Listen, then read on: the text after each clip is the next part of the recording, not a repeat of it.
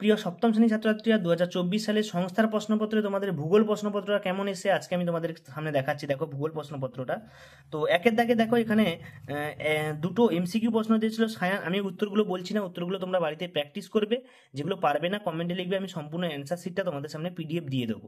তো দেখো এখন অ্যান্সার শিট প্রশ্নপত্র নিয়ে আলোচনা করছি, অ্যান্সার শিটটা তোমরা পরে পাবে এবং তোমরা নিজেরাই চেষ্টা করো কতগুলো পারছো, না হলে আমি বলবো।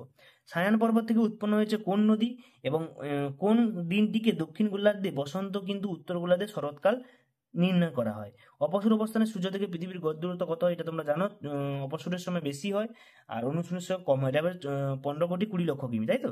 সৌদি আরবে যে তৈল খনি বিশ্বের বৃহত্তম তৈল উত্তোলক কেন্দ্র পরিচিত, তার নাম কি? এটা জানো, সাফানিয়া বৃহত্তম তৈল খনি। তারপরে দেখো এখানে বলেছে, দেখো পৃথিবীর বৃহত্তম বনভূমির নাম কি?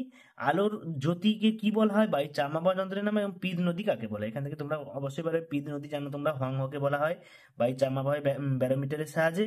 এবং আলোর জ্যোতিকে বলে অরোরা। বৃহত্তম বনভূমি হচ্ছে তৈগা বনভূমি। তো প্রত্যেকে জানো প্রশ্ন উত্তরগুলো, আমি তাও বলছি, তোমরা দেখে নেবে। আমি একটি বন্দর শহর, আমি চীনের ম্যানচেস্টার নামে পরিচিত, আমি কে? চীনের ম্যানচেস্টার কাকে বলা হয় তোমরা অবশ্যই বই থেকে দেখতে পাবে।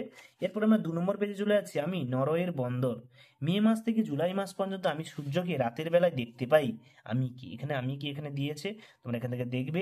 5-এর দাগের প্রশ্ন দেখো, এখানে উপর নি দিয়েছে এবং পাশাপাশি দিয়েছে। যে পর্বত থেকে সিকিয়াং নদী উৎপন্ন হয়েছে তার নাম কি?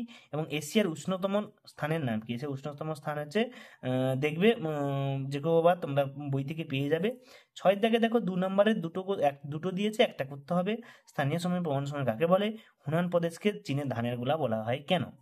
7-এর দাগে বলছে, দেখো টোকিও ইয়োকোমা শিল্পাঞ্চলের বৈশিষ্ট্য, এশিয়া মহাদেশের মৌসুমী জলবায়ুর বৈশিষ্ট্য, স্বাভাবিক উদ্ভিদ, বায়ু উচ্চচাপ ও নিম্নচাপের মধ্যে পার্থক্য এবং সাইক্লোন কি? এই হচ্ছে তোমাদের প্রশ্নপত্র।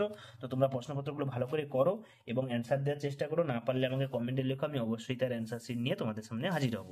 সকলকে ধন্যবাদ, দেখা যাচ্ছে পরের ভিডিওতে। পরে প্রশ্নপত্র নিয়ে আলোচনা করা হবে।